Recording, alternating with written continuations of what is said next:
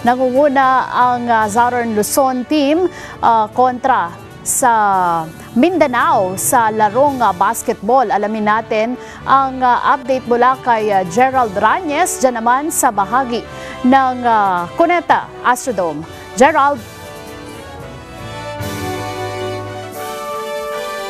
Yes, magandang tanghali, Weng. At kasalukuyan nga naglalaban ngayon ang Team Mindanao versus Southern Luzon. At sa status po ng ating bawat team ngayon, napapanood natin ngayon yung white team ay yun po yung team ng Mindanao, kung saan ngayon ay tinatambakan nga ng gusto ng Team Southern Luzon. Sino man po ang mananalo sa labanang ito ay makaharap po ang kupunan ng Northern Luzon, kung saan nanalo at tinambakan nila kanina ang nang mahigit na 20 points ang team ng Visayas. After nito, mahaharap na ng Team USA laban sa Team Australia. Kung sino man ang magbawagi sa labanang ito ay siyang sasabak sa championship game sa Philippine Arena bukas. Sa ngayon, patuloy na pinapahirapan ng Team Southern Luzon ang Team Mindanao na pilit namang naghahabol sa puntos ngayong last quarter na o fourth quarter na ngayon.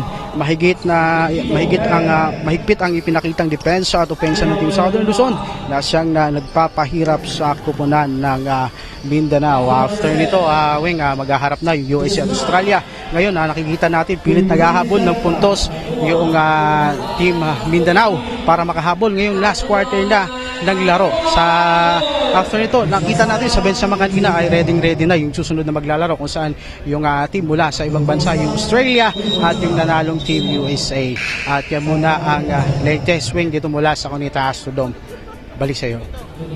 Maraming salamat sa iyo, Gerald Ranyes, sa tumututok pa din sa competition ng basketball dyan sa bahagi naman ng Cuneta Astrodome sa Pasay City.